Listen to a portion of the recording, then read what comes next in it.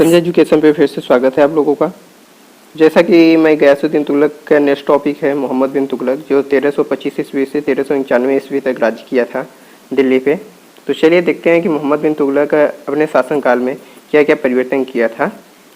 तो हमारा फर्स्ट है, मोहम्मद बिन तुगलक का मूल नाम था जौन खां, जो गयासुद्दीन तुगलक का पुत्र था।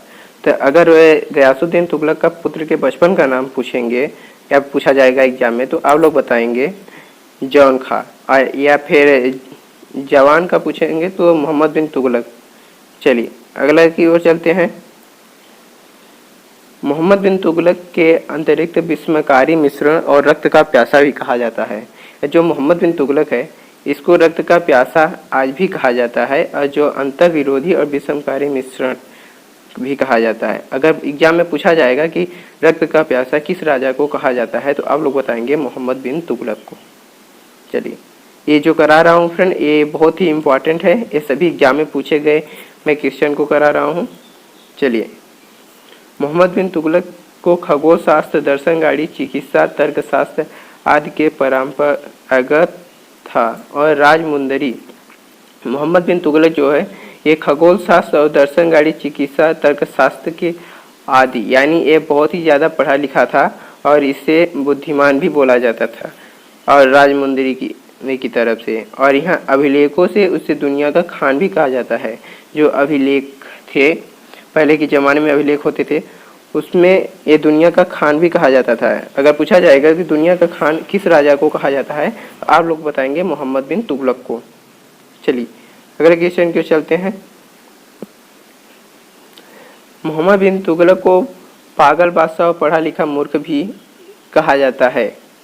अगर पूछा जाए, एग्जाम में ऐसा बहुत बार पूछा गया है कि पढ़ा लिखा मूर्ख राजा किस बादशाह को कहा जाता है, तो आप लोग बताएंगे मोहम्मद बिन तुगलक।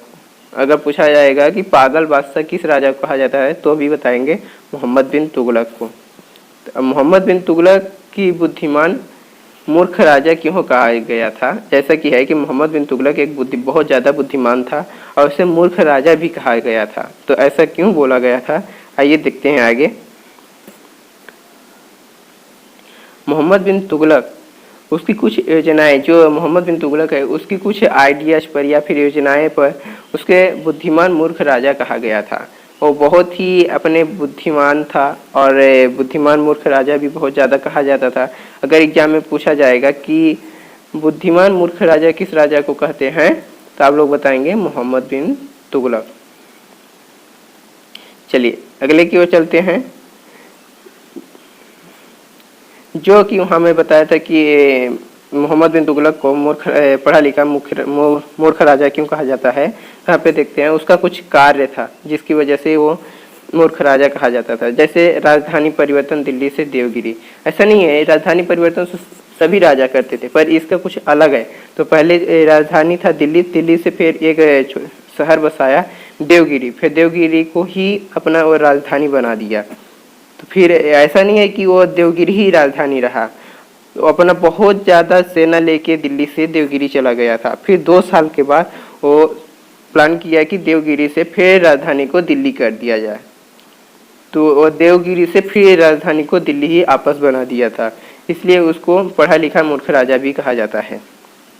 अगर ऐसा पूछा जाएगा कि एग्जाम में कि ऐसा कौन सा राजा है जो राजधानी परिवर्तन दिल्ली से देवगिरी कर दिया था, तो आप लोग बताएंगे मोहम्मद बिन तुगलक। अगर ऐसा भी पूछा जाएगा कि देवगिरी से दिल्ली किस शासक ने राजधानी परिवर्तन किया था, तो भी बताएंगे मोहम्मद बिन तुगलक, जो गयासुद्दीन तुगलक का पुत्र है। यहाँ पे आगे देखते हैं। सांकेतिक मुद्रा का प्रचलन, चांदी के सिक्के की वजह कांसे के सिक्के का चयन किया। इस कारण भी वो पढ़ा लिखा मूर्ख राजा भी कहा जाता है। जो सांकेतिक मुद्रा था, चांदी के सिक्के पहले चलते थे, वो चांदी के सिक्के को हटा के कांसे के सिक्के चला दिया, जो कि बहुत ही ज़्यादा घाटे में चला गया था, और इसके वजह से भी वो पढ़ा लिखा मूर्ख राजा भी कहा जाता है। अगर एग्जाम में ऐसा पूछा जाएगा कि कांसे के सिक्के किस शासनकाल में चले थे, तो आप लोग बताएंगे मोहम्मद बिन तुगलक। चलिए अगला देखते हैं। और वजह थे कि उसको मूर्ख राजा कहा जाता था, जैसे दोआब क्षेत्र में अकाल के समय कर बढ़ाना, तो जैसे दो आब क्षेत्र, इसका मतलब होता है कि बहुत ज़्यादा अकाल पड़ गया था और अकाल के समय पे जो मजदूर थे उसकी प्रजा थी वो अपने राजा के पास यानी मोहम्मद बिन तुगलक के पास गया कि हमारे पास कुछ भी धन नहीं बचा है और बहुत ज़्यादा अकाल पड़ा है, इसलिए हमारा कर माफ़ कर दिया जाए या फिर कुछ कम कर दिया जाए। तो वहाँ पे मोहम्मद बिन तुगलक इन अपने प्रजा को बताया कि हमारा कर बढ़ा दिया गया है। ऐसा नहीं है कि वो अचानक बढ़ा है, वो पहले से बोल रहा था कि कर बढ़ने वाला है, कर बढ़ने वाला है, पर उस टाइम पे नहीं बढ़ा जिस टाइम पे अकाल नहीं पड़ा था। और जिस टाइम पे अकाल पड़ गया मोहम्मद बिन तुगलक के शासनकाल में, तो उस टाइम पे जाके कर बढ़ा दिया। इसलिए भी उसको पढ़ा लिखा बुद्धिमान मूर्ख राजा भी कहते हैं। चलिए अगले, ऐसा नहीं है कि वो पूरा बेकार काम ही किए, कुछ अच्छा भी काम किया। जैसा कि यहाँ पे देखते हैं मोहम्मद बिन तुगलक ने क्या अच्छा काम किया। तो मोहम्मद बिन तुगलक ने एक कृषि विभाग दीवान ए आमिर कोही की स्थापना किया था। जो मोहम्मद बिन तुगलक है वो कृषि के विकास के लिए एक दीवान ए आमिर कोही की स्थापना किया था, जो कृषि विभाग के लिए बहुत ही लाभदायक था। अगर एक किस एग्जाम में पूछा जाता है कि कृषि विभाग के लिए दीवान ए आमिर कोही की स्थापना किस शासनकाल में हुआ था या किस राजा ने किया था, तो आप लोग बताएंगे मोहम्मद बिन तुगलक। ये जो कि बहुत ही मोस्ट इम्पॉर्टेंट है। ये ऐसा कोई राजा नहीं है कि जो कृषि विभाग के लिए दीवान ए आमिर कोही की स्थापना किया था। चलिए अगला देखते हैं। मोहम्मद बिन तुगलक ने तुगलकाबाद के समीप एक आदिवाद दुर्ग और जहाँ पना शहर का बसाया। जो मोहम्मद बिन तुगलक है, मोहम्मद बिन तुगलक 2-4 शहर बसाए थे, जिसमें से एक है तुगलकाबाद के समीप। जो तुगलकाबाद है इसके आसपास आदिलताबाद दुर्ग और जहाँपना नगर बसाए थे, जो कि बहुत ही फेमस है जहाँपना नगर। अगर एग्जाम में पूछा जाता है कि जहाँपना शहर कौन से राजा बसाए हैं और किसके निकट है स्थित, तो अगर राजा पूछा जाएगा तो आप लोग बताएंगे मोहम्मद बिन तुगलक। अब पूछा जाएगा किसके समीप जहाँपना नगर बसा है, तो आप लोग बताएंगे तुगलकाबाद।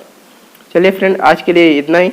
अगर हमारी वीडियो अच्छी लगी है तो हमारे चैनल को सब्सक्राइब कीजिए, लाइक कीजिए एंड कमेंट कीजिए और अपने दोस्तों को भी शेयर कीजिए जो किसी भी कॉम्पिटिटिव एग्जाम को प्रिपरेशन कर रहे हैं।